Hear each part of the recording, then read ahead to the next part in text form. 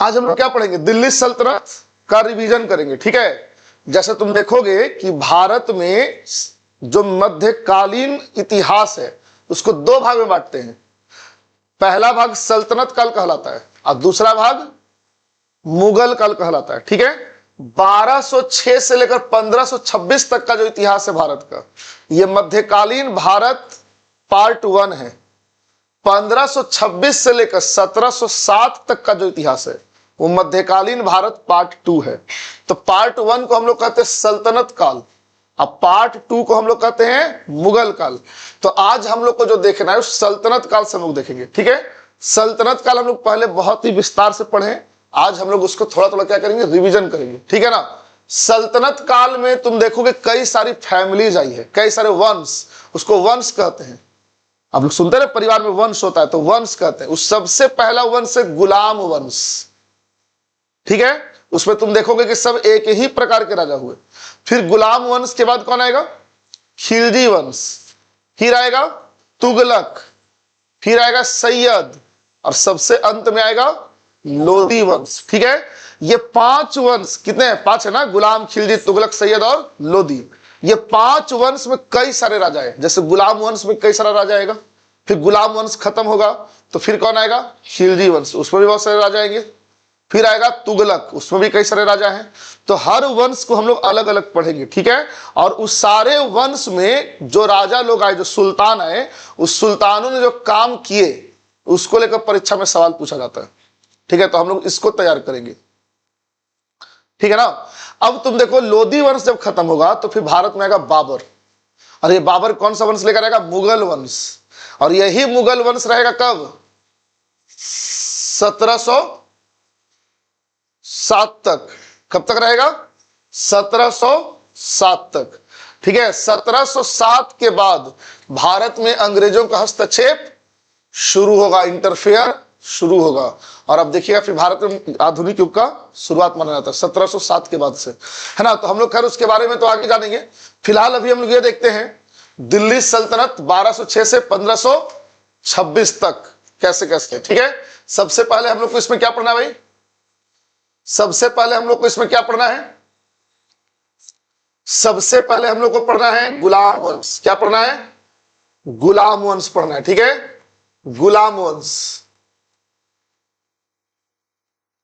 ठीक है, गुलाम वंश कब से कब तक रहा, 1206 ईस्वी से लेकर, है ना, 1290 ईस्वी तक का जो इतिहास है ये क्या कहलाता है, गुलाम वंश कहलाता है।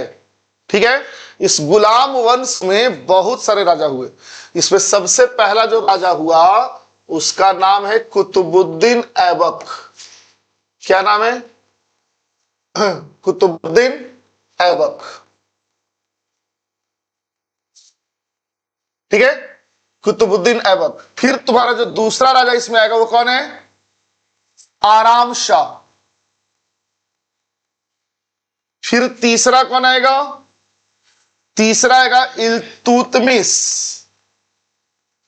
इल्तुतमिश। चौथा आएगा, जल्दी बोलो कौन, रुकनुद्दीन फिरोज, रुकनुद्दीन फिरोज आएगा। ठीक है, फिर जो पांचवा है रजिया। छठा है बहराम शाह, बहराम शाह। सातवां है अलाउद्दीन मसूद शाह।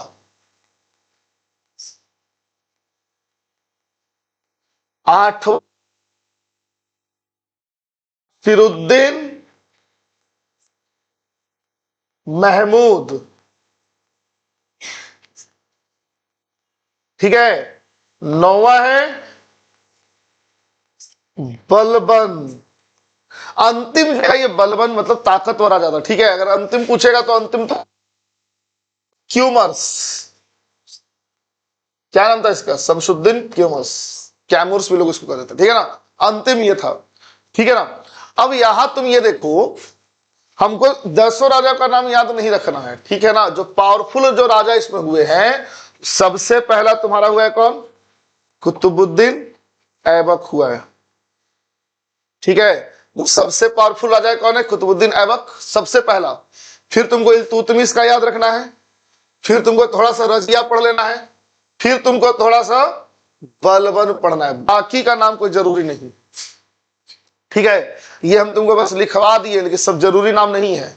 वैसे थोड़ा थोड़ा कहानी सबका सुन लो। कुतुबुद्दीन ऐबक मोहम्मद गोरी का गुलाम था, उसको खरीद कर लाया था।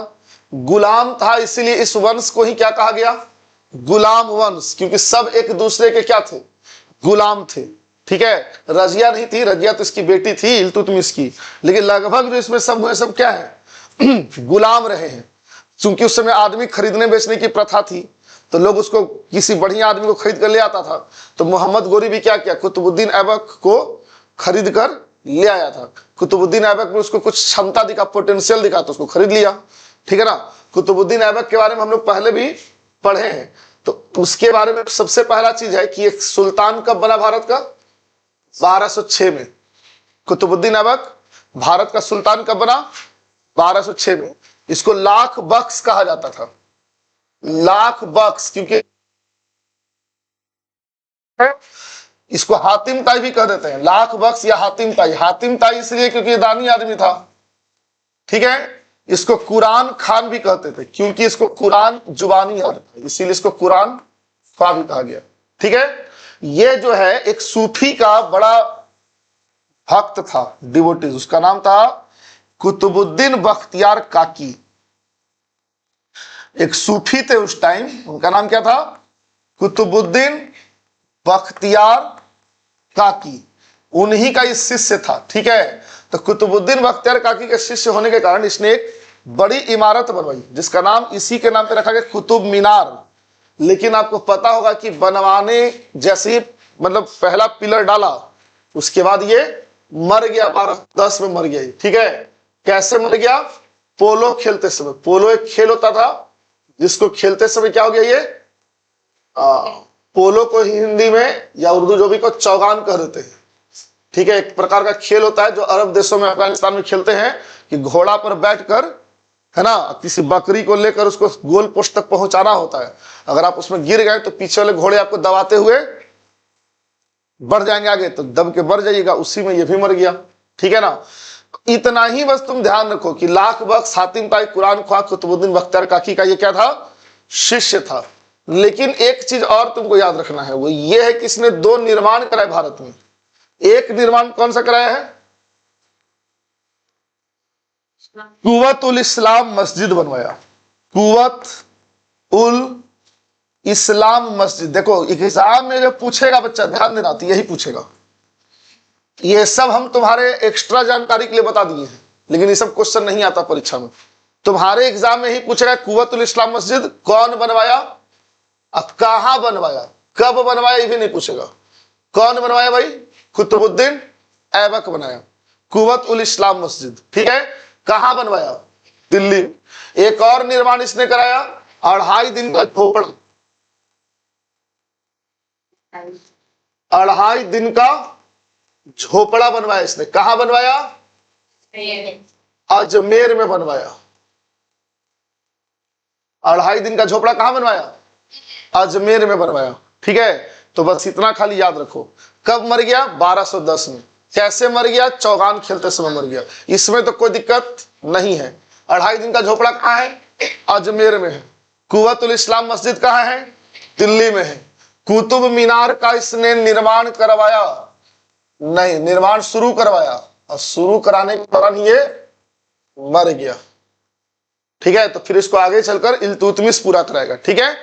कुतुब मीनार के बाद, कुतुबुद्दीन ऐबक के बाद कुछ समय तक भारत में कौन आया? आराम शाह। लेकिन आराम शाह की हत्या 8 महीने बाद ही कुतुबुद्दीन ऐबक के ही गुलाम और उसके दामाद इल्तुतमिश ने कर दी, ठीक है। अब तुम एक चीज याद रखना, अगर तुमसे पूछेगा दिल्ली सल्तनत का संस्थापक, तो कुतुबुद्दीन ऐबक करना है, दिल्ली सल्तनत का संस्थापक। लेकिन पूछेगा वास्तविक संस्थापक, तो इल्तुतमिश वास्तविक, जैसे देखो ये वास्तविक वाला समस्या तुमको हर जगह रहेगा, ठीक है ना। जैसे तुम पढ़े गुप्त काल में, गुप्त काल में हाँ नहीं, गौरी संस्थापक, गौरी साम्राज्य स्थापित किया ही नहीं, गौरी सुल्तान का उपाधि लिया ही नहीं भारत में, गौरी तो जीत के चला गया। जो सुल्तान बना पहला वही ना संस्थापक कहलाएगा। तो दिल्ली सल्तनत का पहला सुल्तान कौन था? कुतुबुद्दीन ऐबक था, जीता था, सुल्तान नहीं बना था। वैसे तुम गजनवी को भी कह दोगे, ठीक है, वो जीतने आया था, पैसा लूटने आया था, वो उसका काम यहाँ सल्तनत स्थापित करना नहीं था। सल्तनत मतलब सुल्तान बन गया भारत का। कौन बना पहले? गौरी ने लिया भारत के सुल्तान का उपाधि? नहीं लिया। सुल्तान का उपाधि सबसे पहले कौन लिया? गजनी भी नहीं लिया सुल्तान का उपाधि। तो जो सुल्तान का उपाधि लेगा उसको देखना है, ठीक है। तो दिल्ली सल्तनत में पहली बार सुल्तान का उपाधि कौन लिया? कुतुबुद्दीन ऐबक लिया। अब एक चीज तुम यहां पर और ध्यान से देखो, जो बड़ी महत्वपूर्ण बात है वो ये है कि ये खुद ही गुलाम था। कौन? कुतुबुद्दीन ऐबक खुद ही क्या था? गुलाम था। तो गुलाम सुल्तान कैसे बन जाएगा? गुलाम सुल्तान कैसे बनेगा? तो क्योंकि गौरी जो है, गौरी की 1206 में हत्या हो गई, 1206 में उसका मर्डर हो गया, ठीक है। तो अब जिसने खरीदा था वो तो मर गया, तो उसको गुलामी से मुक्ति देगा कौन? तो उसी का भतीजा था, मोहम्मद गौरी का भतीजा था, जिसने उसको गुलामी से क्या कर दिया?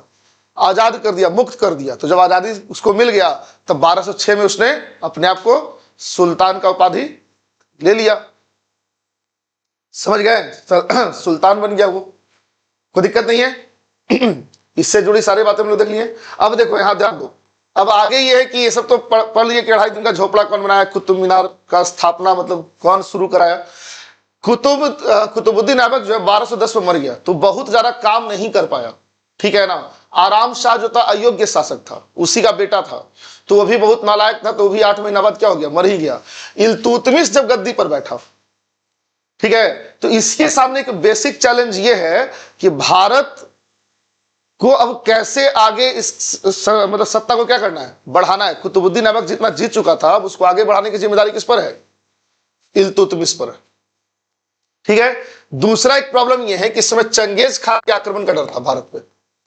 सबसे बड़ा चीज जो इसने टाल दिया वो था चंगेज खान का आक्रमण, ठीक है। चंगेज खान भी वही था जो दुनिया जीतने निकला था, नजर तो इसका भी भारत पर था, समझ गए ना।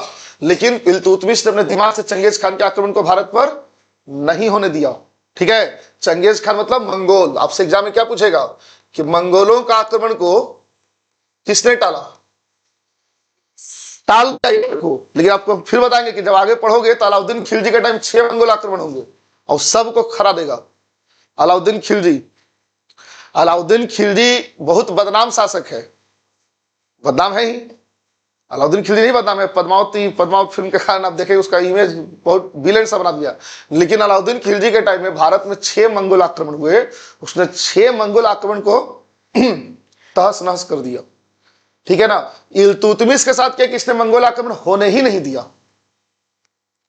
क्यों नहीं होने दिया? क्योंकि हम तुमको इसकी कहानी बता चुके हैं। कहानी यह है कि इसने चंगेज खान का एक दुश्मन था, ठीक है, वो भाग करके कहा गया था? भारत, शरण लेने के लिए। लेकिन इल्तुतमिश ने उसको शरण देने से मना कर दिया, कहा कि हम तुमको शरण नहीं देंगे, क्योंकि इसके पीछे रीजन ये है, इसको लगा कि अगर हम शरण दे देंगे उसके दुश्मन को तो चंगेज खान भारत पे भी क्या करेगा? हमला कर देगा। इसीलिए उसने शरण दिया ही नहीं। क्या मेरी बात समझ में आ रही है तुमको? दिमाग लगा, क्योंकि इस समय देखो बात क्या है कि इल्तुतमिश अभी नया नया किंग बना, अभी दिल्ली सल्तनत एकदम बच्चा है, छोटा। अगर उस समय चंगेज खान का हमला हो जाता तो उस समय जीत नहीं पाता, पूरा दिल्ली सल्तनत उसी समय खत्म हो जाता, ठीक है ना। और चंगेज खान जो ना बड़ा बर्बर था, जंगली, वो जब किसी जगह पे हमला करता था तो समझ लो कि महिलाओं बेटियों को उठा कर ले जाता था, ठीक है। मतलब एक देखो सिकंदर भी हमला किया किसी जगह पर, लेकिन इस तरीके से बदसलूकी नहीं करता था जैसा कि चंगेज खान करता था। क्लियर है ना?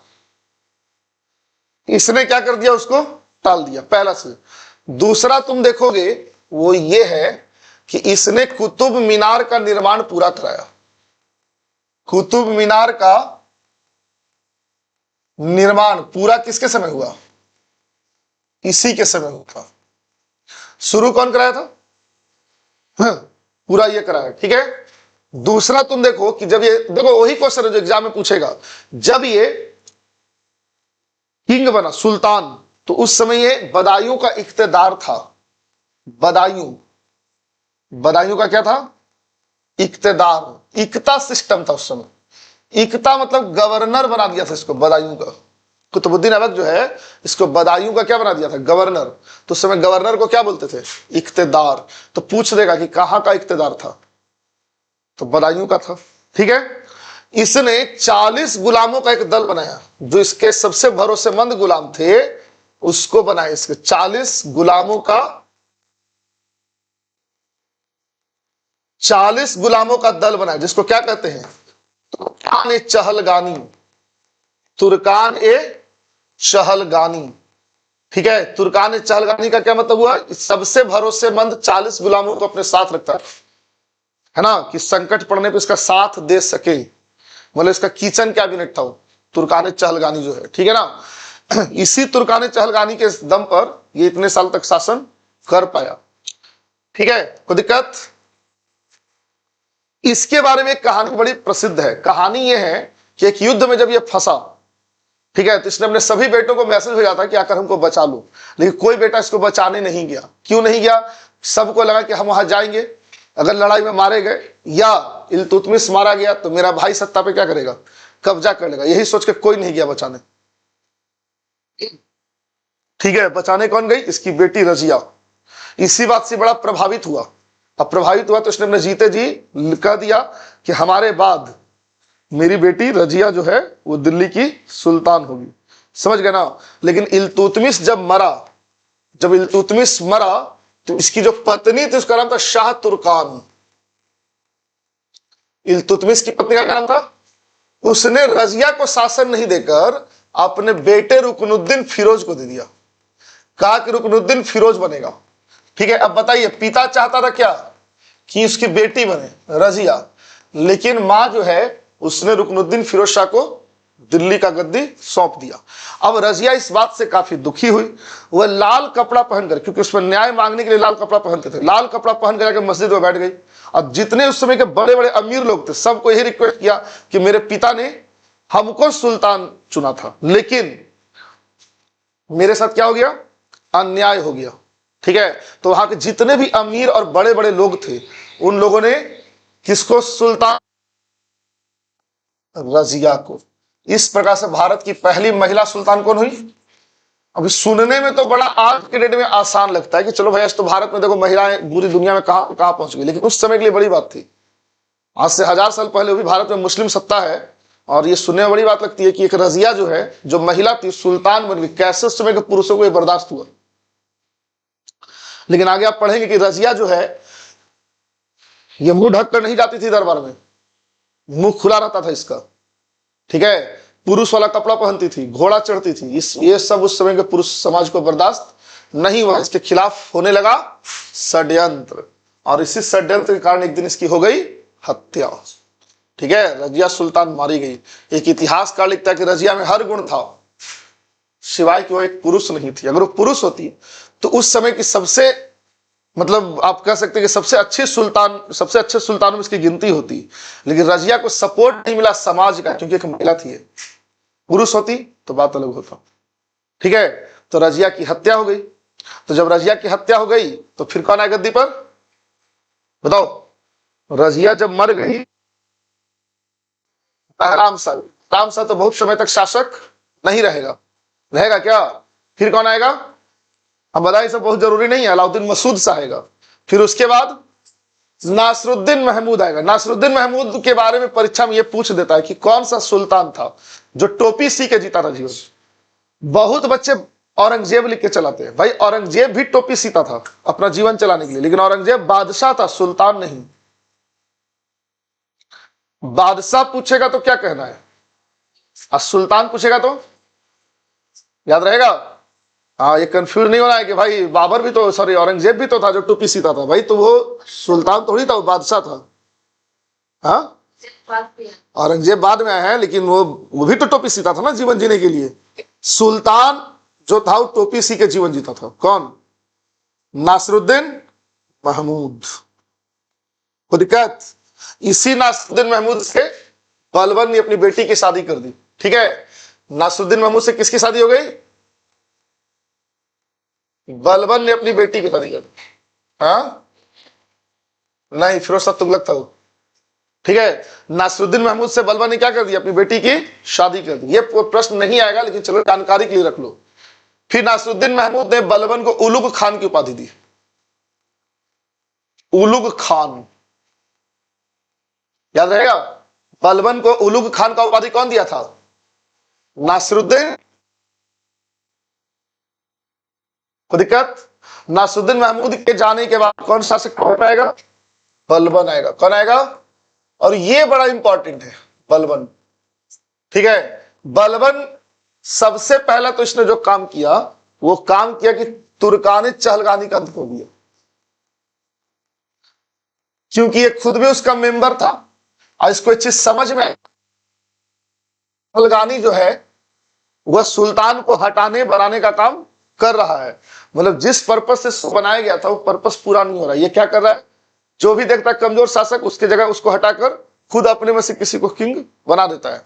तो इसको समझ में आया कि तुर्कानी चहलगानी एक षड्यंत्र रचने की जगह है, तो इसने इसको क्या कर दिया? अंत कर दिया। इसको बनाया कौन?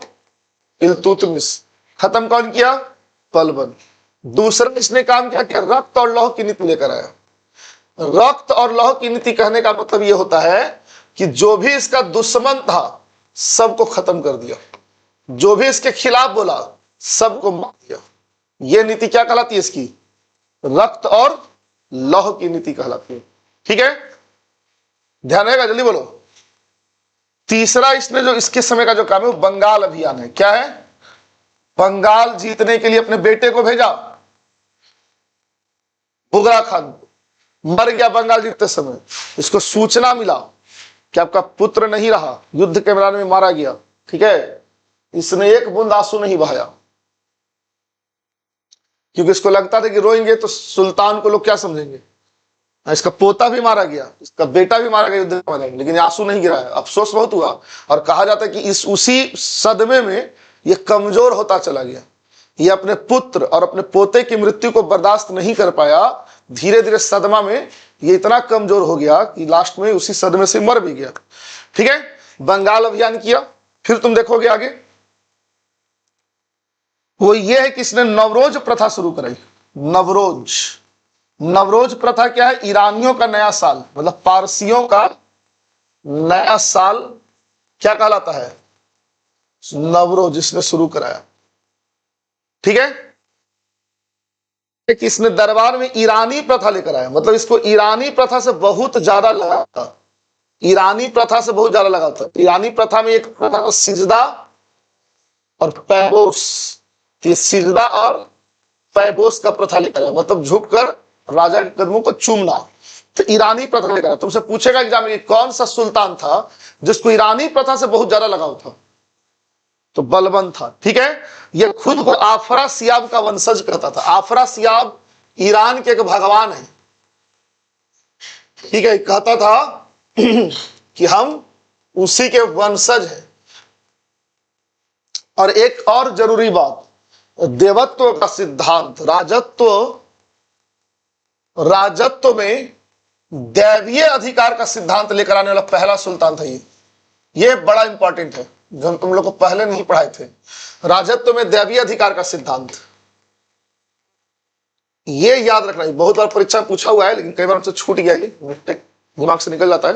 राजत्व में दैवीय अधिकार का सिद्धांत, इसका यह मतलब हुआ कि इसने कहा कि राजा जो होता है ना, वो ईश्वर का भेजा हुआ होता है। मतलब अल्लाह नियुक्त करता है राजा को, राजा कौन बनेगा।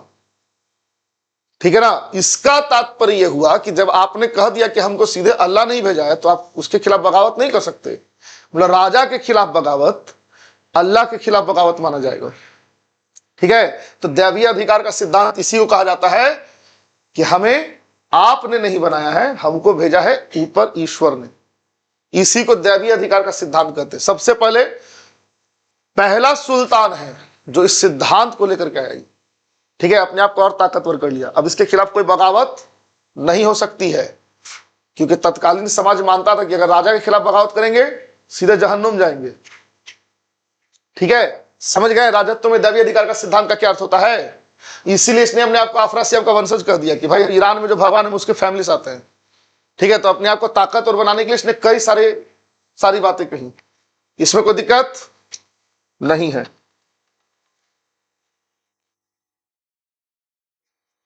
अब आगे देखिए, बलबन के बाद कौन आएगा भाई, क्यूमर्स आएगा।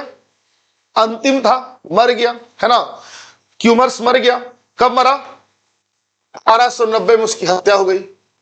1290 में ये हत्या किया किसने, जलालुद्दीन खिलजी। देखो तो 1290 में ही जलालुद्दीन खिलजी उसको क्या करेगा, मार देगा। ठीक है, अब मार कर कौन सा वंश लाएगा, खिलजी वंश लेकर आएगा। कौन सा वंश, खिलजी वंश। ठीक है, तो खिलजी वंश का संस्थापक कौन है, जलालुद्दीन।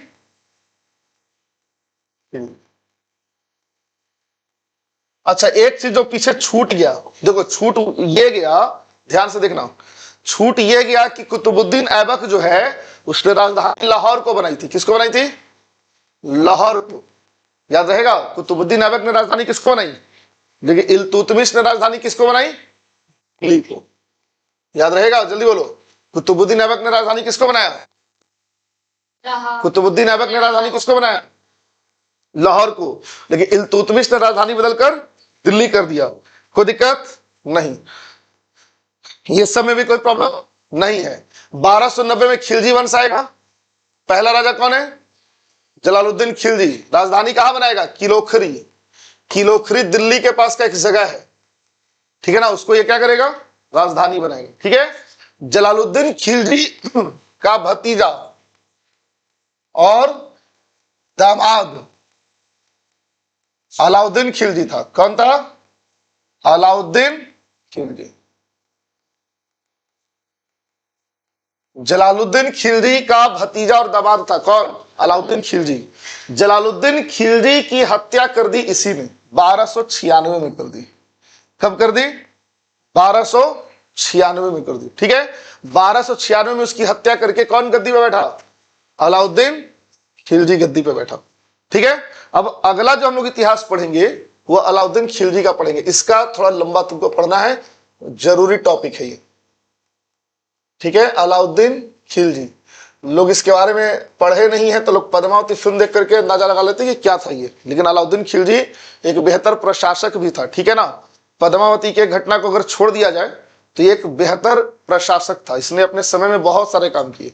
ठीक है, सबसे पहला काम इसने बाजार नियंत्रण प्रणाली लेकर आया।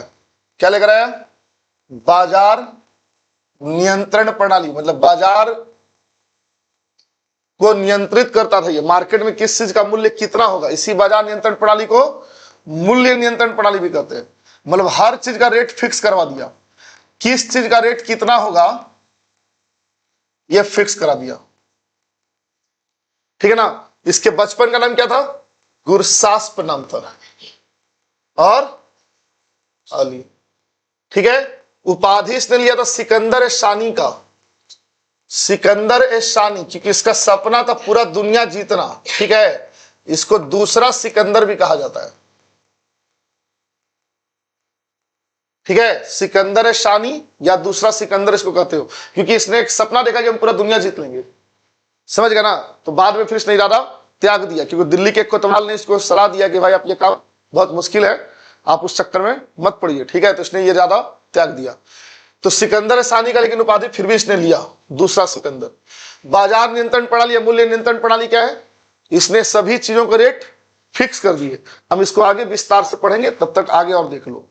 देखो, सेना को हुलिया लिखने का प्रथा, हाँ हुलिया लिखने की प्रथा, मतलब सेना में जो भी आ रहा था उसका हुलिया लिखाता था, हुलिया लिखने की प्रथा शुरू की। तीसरा काम यह क्या, घोड़ा दागने का प्रथा शुरू किया। घोड़ा दागने का प्रथा,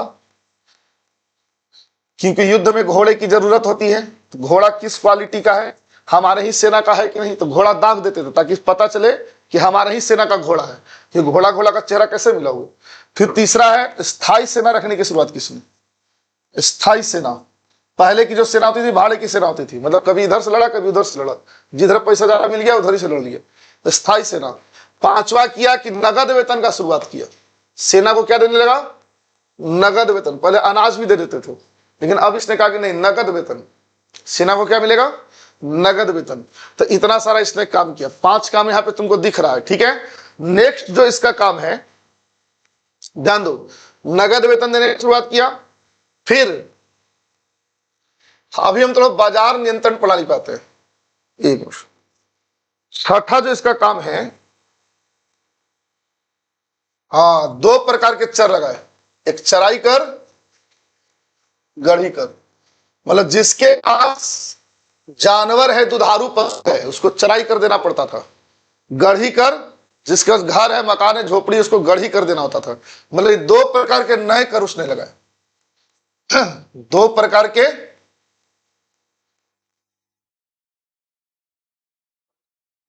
क्लियर, 2 प्रकार के नए कर लगाए। 7वां पॉइंट देखो, इसने ये किया कि खुम्स, खुम्स, खुम्स मतलब लूटा हुआ माल। लूटे हुए माल को क्या बोलते थे? खुम्स। पहले यह था कि जो माल लूटा जाएगा युद्ध में, उसमें 3/4 सैनिक को और 1/4 राजा को मिलेगा। लेकिन इसने कहा कि नहीं, 3/4 हम लेंगे, 1/4 जो लूटा वो लेगा। दूसरा काम यह किया कि टैक्स को बढ़ाकर 1/2 भाग कर दिया, मतलब 50% टैक्स। पहले टैक्स था 1/4 या 1/6। पहले टैक्स का दर क्या था? 1/4 या फिर 1/6। बढ़ा के कितना कर दिया? 1/2 भाग कर दिया। ठीक है, कोई दिक्कत? 8 पॉइंट इसका हो गया। 9वां जो इसका पॉइंट है वो ये है कि तो इसने 2 प्रकार के बाजार बनाए।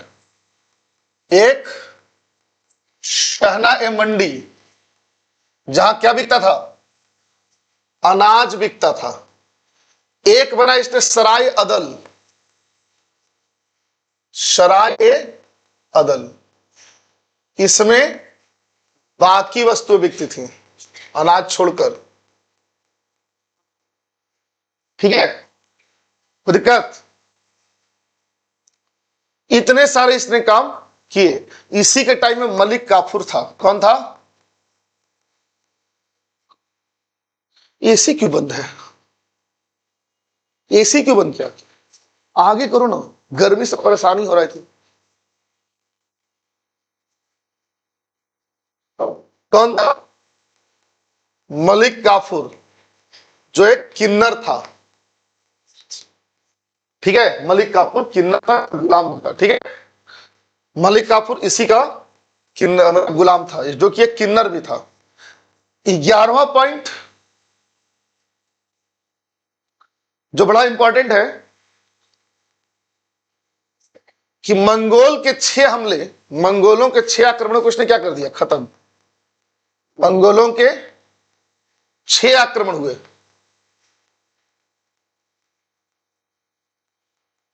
ठीक है, सबको क्या कर दिया? सफलतापूर्वक समाप्त किया। ठीक है, सफलतापूर्वक सबको समाप्त कर दिया। इसमें कोई प्रॉब्लम नहीं है। ठीक है,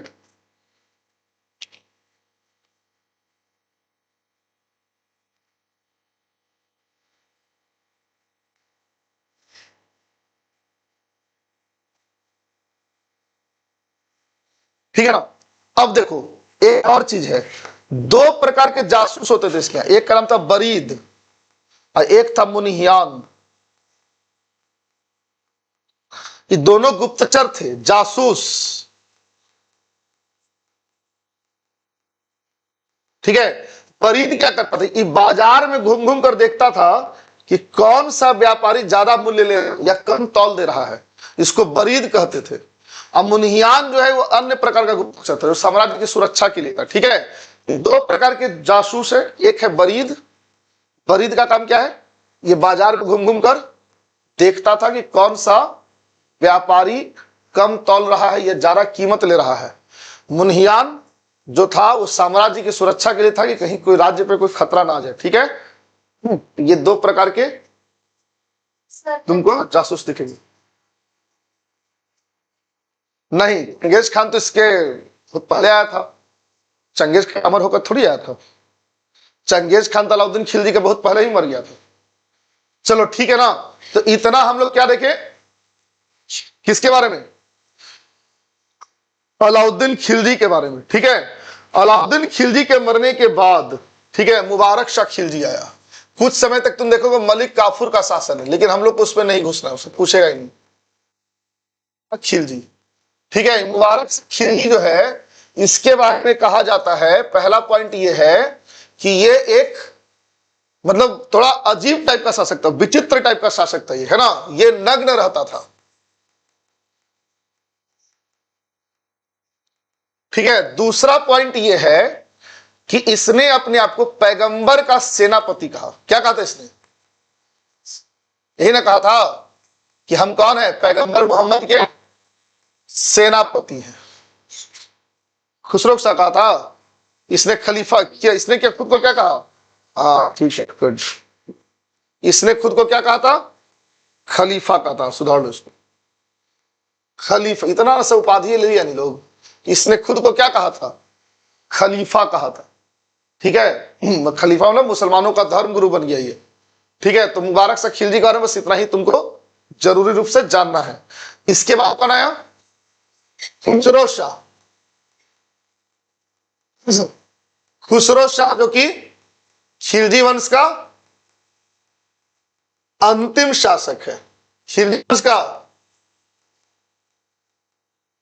अंतिम शासक है। इसने अपने आप को क्या कहा था, पैगंबर का सेनापति। इसकी हत्या किसने कर दी, इसकी हत्या जो है गयासुद्दीन, इसकी हत्या गयासुद्दीन तुगलक ने कर दी। ठीक है, गयासुद्दीन तुगलक ने खुसरो शाह की हत्या कर दी और फिर भारत में कौन सा वंश स्थापित किया,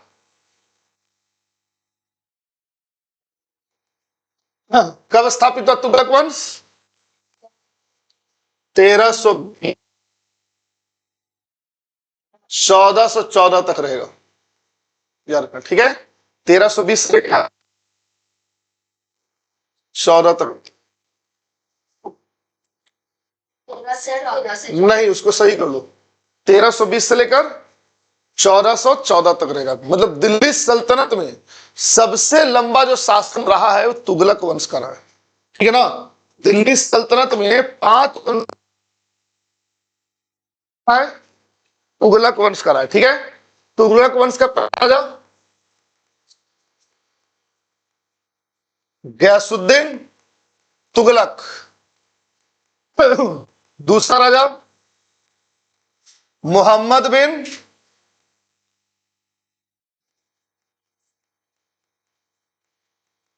तीसरा राजा फिरोज शाह तुगलक, अंतिम नहीं कर सकते नासिरुद्दीन महमूद, लेकिन ये वो नासिरुद्दीन महमूद नहीं है जो हम लोग पहले पढ़े थे। इसी के टाइम तैमूर लंका आक्रमण होता है। ठीक है, उसके बाद तुम देखो नासिरुद्दीन महमूद अंतिम इंपॉर्टेंट राजा है, ताकतवर भी नहीं कर सकते, महत्वपूर्ण कर सकते। इसी के समय तैमूर लंका हमला हुआ दिल्ली पर, बड़ा भयानक हमला। फिर उसके बाद जो है ना ये वंश बिखर गया, जैसे तैसे गिरते पड़ते जो है 1414 तक ये वंश शासन में रहा। फिर सैयद वंश आ जाएगा कुछ समय के लिए। ठीक है, गयासुद्दीन तुगलक के बारे में जान लो। गयासुद्दीन तुगलक जो है इसने गाजी मलिक की उपाधि ली थी। कौन सी उपाधि, गाजी मलिक। ठीक है, भारत में नहर वहर बनवाने का सबसे पहला काम इसी ने किया। किसने, गयासुद्दीन तुगलक। लेकिन बंगाल अभियान से लौटते समय है ना हरियाणा के पास एक महल के गिर जाने से इसकी मृत्यु हो गई। ठीक, इसके बाद कौन आया, मोहम्मद बिन तुगलक। मोहम्मद बिन तुगलक को कहा जाता विक्षिप्त बादशाह या पागल बादशाह। यह मोहम्मद बिन तुगलक था जिसने राजधानी को दिल्ली से देवगिरी ट्रांसफर कर दिया। देवगिरी जब ट्रांसफर हुआ तो उसका नाम बाद में रखा दौलताबाद। ठीक है, इसके कुछ विवादित फैसले रहे जिसने इसको इतिहास में पागल बना दिया, पागल का संज्ञा। पहला कि इसने दोआब में कर वृद्धि किया। दोआब में कर वृद्धि का मतलब होता है कि आप देखिएगा जो गंगा यमुना के बीच का क्षेत्र वहां अकाल पड़ा हुआ था, सोचिए अकाल पड़ा, इसने टैक्स बढ़ा दिया, किसानों ने विद्रोह कर दिया, बाद में उसको इसने वापस लिया। तुम देखोगे इसने सांकेतिक सिक्कों का प्रचलन किया, सांकेतिक सिक्के चलाए तो घर घर सिक्का छपने लगा। ठीक है, कराचिल और खुरासान का अभियान इसके दिमाग में था कि भाई कराचिल और खुरासान को जीत कर भारत में मिलाएंगे। इसने सेना को क्या कर दिया, नकद वेतन बांट दिया, लेकिन बाद में इसने इरादा त्याग दिया हमला करने का, तो सारा पैसा इसका डूब गया। ठीक है, तो कुछ इस फैसले इसके ऐसे रहे जिसके कारण कहा जाता है कि ये बड़ा ही क्या था, विक्षिप्त आदमी था, मतलब सोच समझ के फैसले नहीं लेता था, फैसले लेने के बाद इसको पलटना पड़ता था। ठीक है, तो इसीलिए तुम देखोगे कई लोग कहते तुगलकी फरमान। तुगलकी फरमान यही कि बिना सोचे समझे निर्णय दे देना। जैसे तुम देखो कोई अफसर जब कुछ ऐसा वैसा फैसला लेता है तो कहता भाई तो तुगलकी फरमान है, बिना सोचे समझे फरमान जारी कर दिया कि इसका क्या असर होगा जनता पे।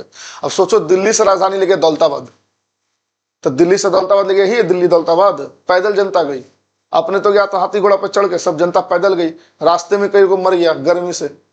ठीक है, कहा यह जाता है कि इस निर्णय यह था कि भाई कोई भी दिल्ली में नहीं रुकेगा, सब दिल्ली से जाएगा दौलताबाद।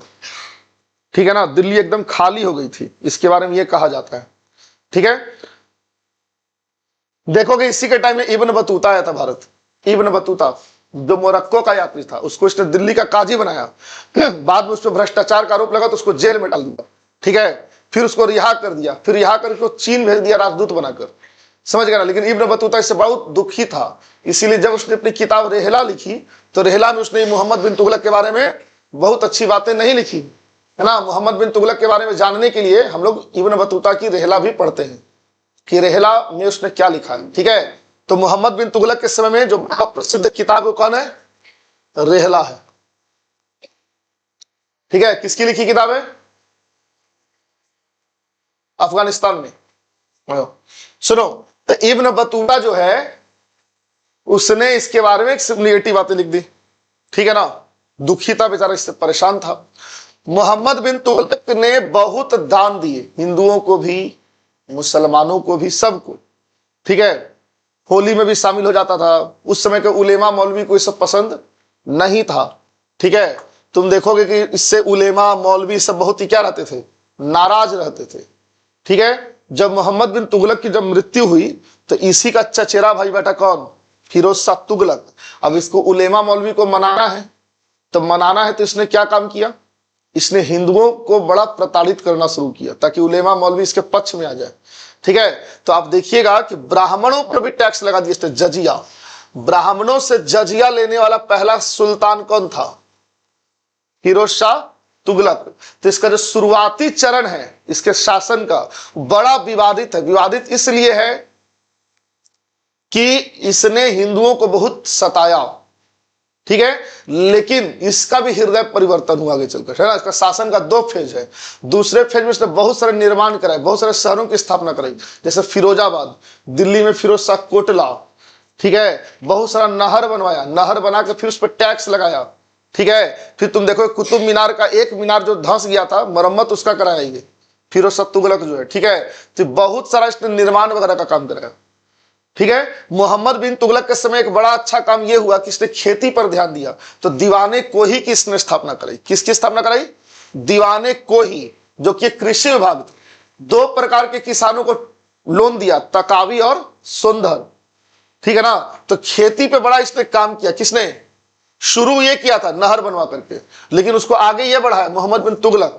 और फिर तुम देखोगे उसको बहुत चरम पे गया फिरोज शाह तुगलक, बहुत सारा नहर बनाया, फिर नहर बना के सिंचाई कर लगाया। इसके समय में एक टैक्स है, कौन सा टैक्स है, सिंचाई कर। फिरोज शाह तुगलक के समय आलतू फालतू सारा टैक्स खत्म कर दिया गया। ठीक है, सिंचाई कर किसानों से लेते थे। हाँ, अशोक स्तंभ को कहां से कहां ले गया, ये मेरठ से दिल्ली ले गया फिरोज शाह तुगलक। ठीक है ना, जिसको दिल्ली टोपरा स्तंभ कहते हैं। तो ये बड़ा इंपॉर्टेंट शासक हुआ है फिरोज शाह तुगलक। बिहार के भागलपुर में इसने 12,000 आम के पेड़ लगाए, पूछा है बीपीएससी में। ठीक है ना, फिरोज शाह कोटला का निर्माण कराया, ब्राह्मणों पर जजिया लगवाया। क्लियर? और भी कुछ ध्यान आ रहा है? दीवाने बंदगान बनाया, क्योंकि सबसे अधिक दासों की संख्या इसी के समय थी। दीवाने खैरात बनाया, अनाथ मुस्लिम महिलाओं को दान वन देने के लिए। दीवाने इस्तिहाक बनाया, जो कि पेंशन विभाग था। तो ध्यान से सुनो, दीवाने को ही किसके समय बना? चलो हम एक चीज और यहां पे लिखवा देते हैं। एक दीवाने अर्ज है, दीवाने अर्ज, जो कि क्या है? सैन्य विभाग है। क्या है? सैन्य विभाग। कौन बनाया था इसको? बलबन के टाइम बना। इसको याद रखना, दीवाने अर्ज बलबन। फिर बोलो,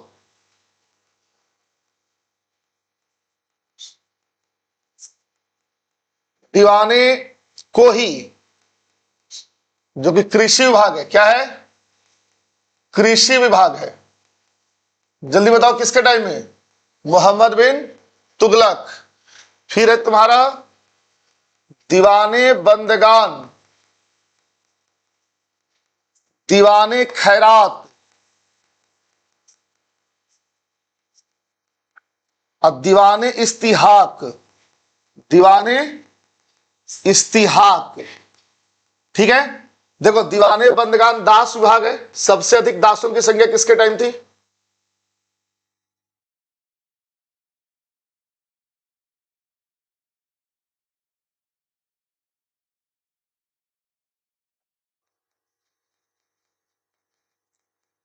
ठीक है, इससे इंपॉर्टेंट चीज है, ये सब कौन बनाया भाई? तीनों फिरोज शाह तुगलक। ठीक है, बहुत अच्छा शासक बाद में साबित हुआ ये, है ना। लेकिन फिरोज शाह तुगलक के जाने के बाद, ठीक है, फिर कौन आएगा भाई? नासरुद्दीन महमूद। और इसी नासरुद्दीन महमूद के समय तैमूर लंग का आक्रमण हुआ 1358 ईस्वी में। ठीक है, तैमूर लंग का जब आक्रमण हुआ तो दिल्ली छोड़कर भाग गया। ठीक है, बाद में जब तैमूर लंग पूरा आक्रमण करके लूटपाट कर लिया, जितना उसको लेना था सब लेकर चला गया। फिर ये लौट करके आया दोबारा से दिल्ली में, लेकिन आगे चलकर फिर ये मर गया। तो मर गया तो फिर इसके बाद जो शासक हुए बड़े कमजोर थे। एक तो दिल्ली लूटी जा चुकी थी, फिर दौलत खान सब आया, तो सब बहुत इंपॉर्टेंट किंग नहीं है। ठीक है ना। तो मिला जुला कर अगर तुम बात करोगे तो तुगलक वंश तो 1398 में ही खत्म हो गया था। शक्ति तो इसकी खत्म हो गई, तैमूर लंग ने इसको कहीं का नहीं छोड़ा। लेकिन गिरते पड़ते ये 1414 तक जिंदा रहा। समझ गए? इसलिए इतिहासकारों का एक बहुत बड़ा वर्ग जो है तुगलक वंश को 1414 ईस्वी तक मानता है। अब तुम्हारा जितना भी एग्जाम अगर जो पूछेगा तो उस पर ध्यान से समझ लेना कि सबसे लंबा शासन किसका रहा है? तुगलक वंश का रहा है। 1320 से 1414, कितना साल हो गया? 94 वर्ष। और सबसे कम किसका रहा है? खिलजी वंश, 30 साल। ठीक है, फिर तुम देखोगे कि तुगलक वंश के खत्म होने के बाद फिर भारत में कौन आएगा? सैयद वंश। सैयद वो लोग हैं जो अपने आप को पैगंबर मोहम्मद का वंशज कहते हैं, पैगंबर साहब के वंशज। उन मैथ क्लास, और टाइम हो गया बहुत। चलो कोई बात नहीं, इसको खत्म करते हैं। सैयद वंश कौन? बोलो, कौन इसका संस्थापक है? खिज्र खान। कौन है? खिज्र खान। तो सैयद वंश आया कब तक? जल्दी बताना। 1414 से कब तक? कब तक? 51 तक। सही है, ठीक है ना, 51 तक। तो इसमें बहुत ज्यादा तुमको जानना नहीं है, बस ये जानो कि सैयद वंश के बीच में आया था कुछ समय के लिए। खिज्र खान इसका महत्वपूर्ण शासक है, जिसने रैयत आला की उपाधि ली थी। क्या ली थी? रैयत आला की उपाधि ली थी। ठीक है, फिर तुम देखोगे सैयद वंश के खत्म होने के बाद भारत में कौन सा वंश शुरू हुआ? लोधी वंश, जो कि कब से कब तक रहा? 1451 से 1526 ईस्वी तक। इसका जो सबसे पहला शासक हुआ बहलोल लोधी हुआ। कौन हुआ? बहलोल लोधी। ठीक है, इसका संस्थापक, लोधी वंश का संस्थापक बहलोल लोधी। ठीक है, फिर कौन आया इसके बाद? सिकंदर लोधी। ठीक है, फिर इसके बाद इब्राहिम लोधी। बस इतना ही तुमको ध्यान देना है। ठीक है, बहलोल लोधी इसका अंतिम शासक हुआ, सॉरी बहलोल लोधी इसका संस्थापक हुआ। किसका? लोधी वंश का। बहलोल लोधी बहुत ज्यादा इंपॉर्टेंट नहीं है, सिकंदर लोदी ज्यादा इंपॉर्टेंट है। 1504 में इसने आगरा शहर की स्थापना कराई। किसकी? आगरा शहर की स्थापना इसने 1504 में कराई थी, सिकंदर लोदी ने। ठीक है, यह गुरुमुखी के नाम से फारसी कविताएं लिखता था। इसने आयुर्वेद का एक ग्रंथ है जिसको फारसी में अनुवाद कराया था, फरहंगे सिकंदरी के नाम से। ठीक है, फरहंगे सिकंदरी। कौन? सिकंदर लोदी। इसी का एक मंत्री है जिसका नाम था क्या नाम था उसका? भुइयां, मियां भुइयां। इसने दिल्ली में एक मोट मस्जिद बनवाया था। ठीक है, तो ये इंपॉर्टेंट हो जाता है। आगरा शहर का स्थापना कराया। कबीर जो थे, कबीर इसी के समय थे, सिकंदर लोदी। ठीक है ना, लेकिन बड़ा कट्टर शासक था। इब्राहिम लोदी दिल्ली सल्तनत का अंतिम शासक है। ठीक है, अंतिम। पहला शासक कौन था दिल्ली सल्तनत का? कुतुबुद्दीन ऐबक। और अंतिम कौन है? इब्राहिम लोदी। इसी इब्राहिम लोदी के समय बाबर का आक्रमण होगा। ठीक है, बाबर का आक्रमण होगा और पानीपत के पहले युद्ध में 1526 में इब्राहिम लोदी युद्ध में मारा जाएगा। ठीक है, और इब्राहिम लोदी को ही मारकर बाबर भारत में मुगल वंश का स्थापना करेगा। लेकिन इससे इंपॉर्टेंट एक और चीज बनता है कि दिल्ली सल्तनत में पहला सुल्तान था जो युद्ध के मैदान में मारा गया। दिल्ली सल्तनत का एक पहला सुल्तान था जो युद्ध के मैदान में मारा गया। इसके पहले कोई सुल्तान युद्ध के मैदान में नहीं मरा था। ठीक है, तो इतना देखो, तो तुम्हारा रिवीजन हो गया। जितना हम लोग पहले पढ़े थे सब रिवाइज करा दिए। ठीक है, अगले क्लास में हम लोग कहां बढ़ेंगे?